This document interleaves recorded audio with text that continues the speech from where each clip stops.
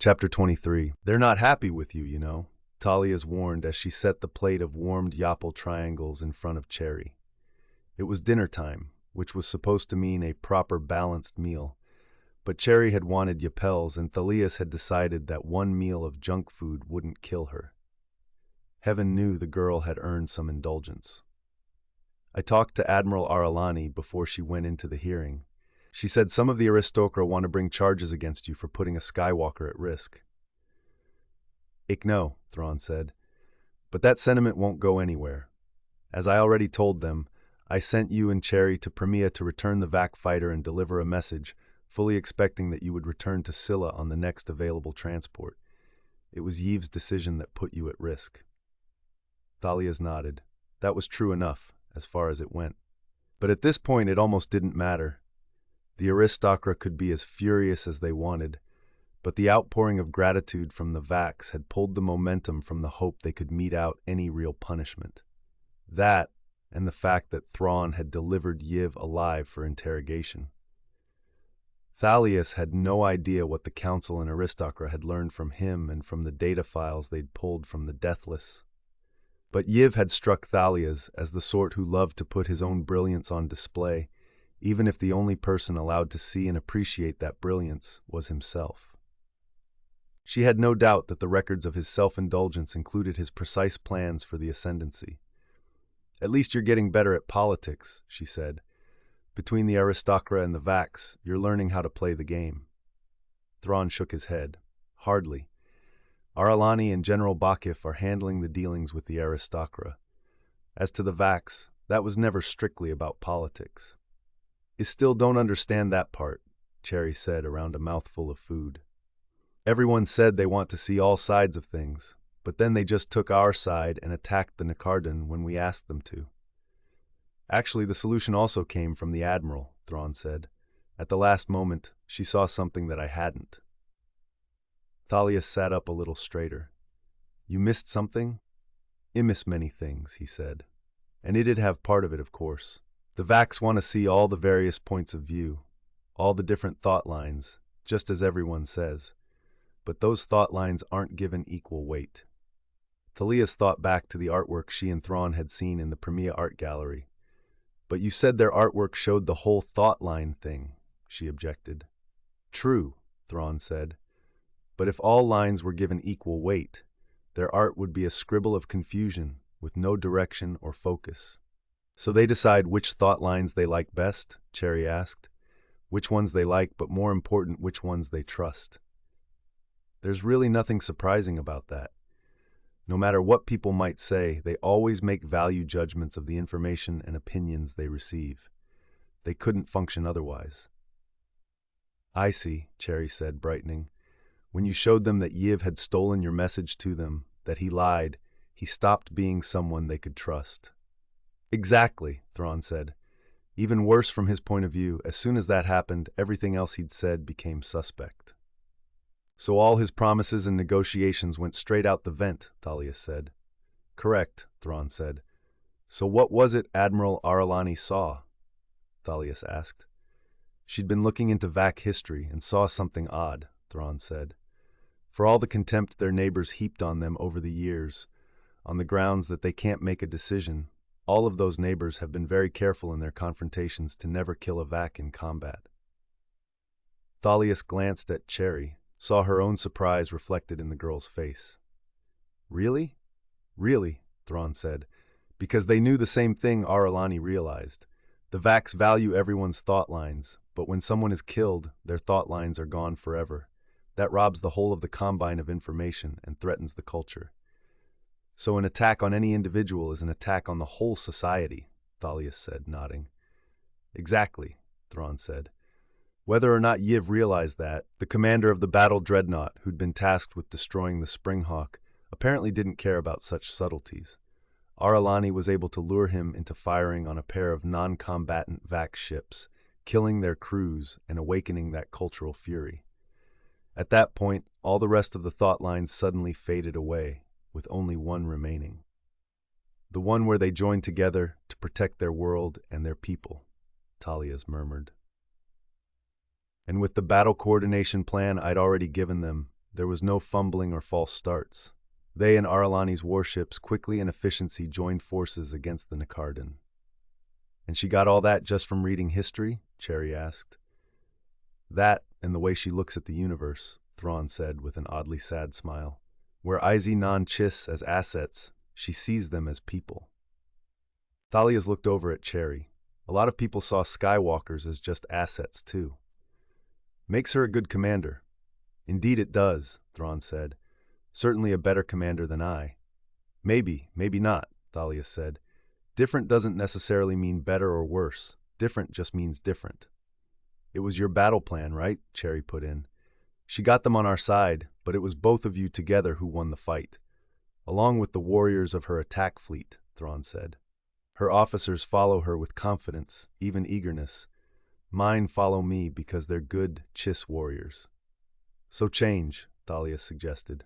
Learn how she does it. I'm not certain I can.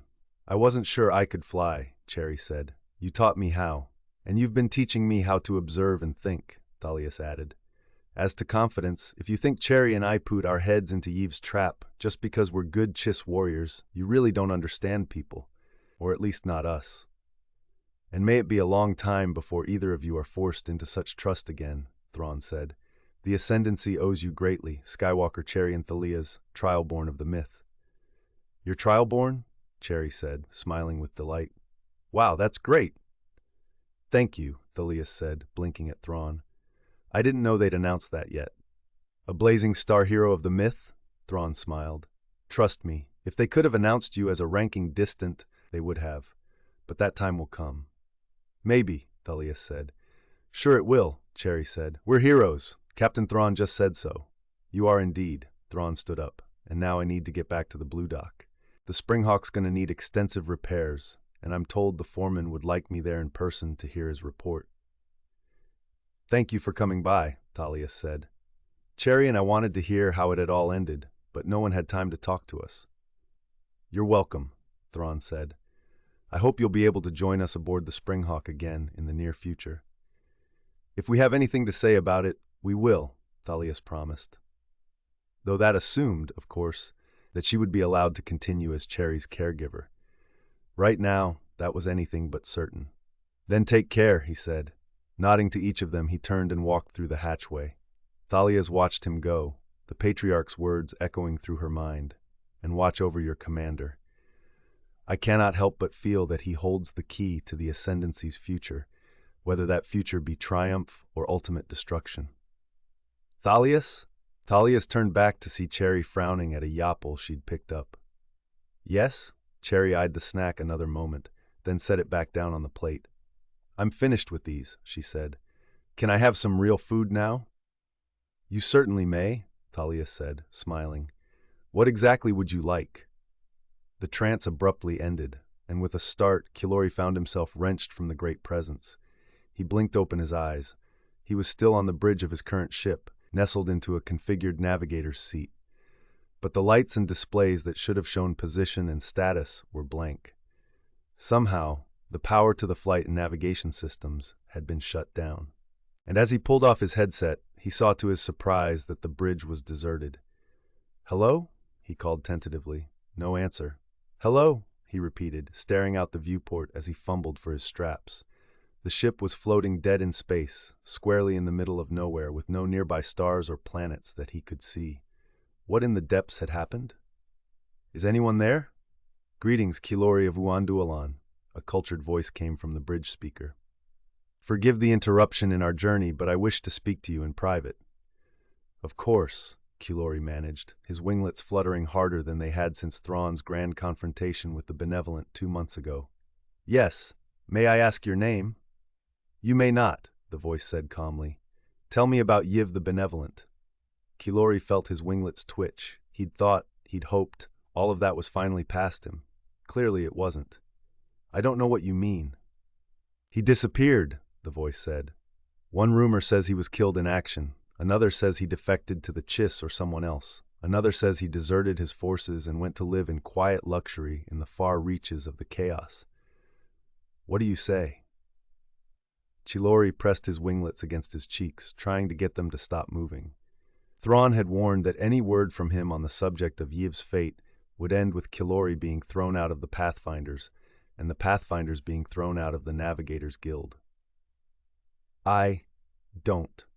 Do you see where you are? The voice interrupted. We're between star systems, light years from anywhere. If you were to step outside now, your body would float forever in the void, with no one ever knowing what became of you. Would you prefer that to answering my question?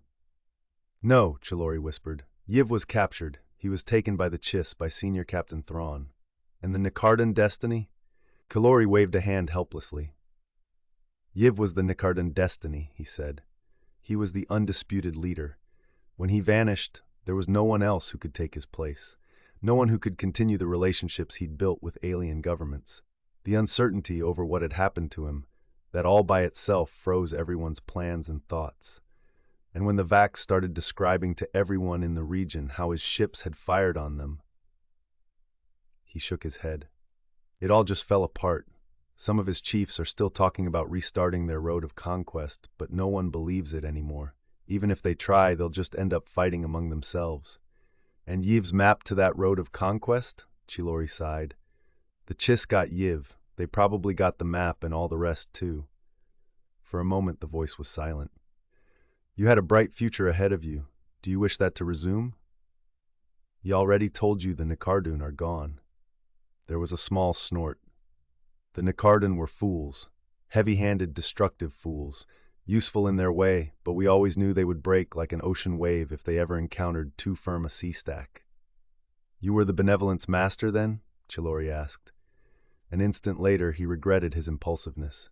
It was clear he was here to answer questions, not ask them. The deep, cold emptiness of space. Do you assume, then, that there can be only one military mind that sees the Chiss as the prime obstacle to dominion over the chaos? The voice came. To Chilori's relief, there seemed to be more grim amusement than anger in the tone. No, Chilori of Yuandualan. Had we been guiding Yiv's efforts, instead of merely watching them, he would have been far more successful. Of course, Chilori said, ducking his head. I apologize for any offense. None is taken. At any rate, the frontal attack has failed, as many of us predicted it would.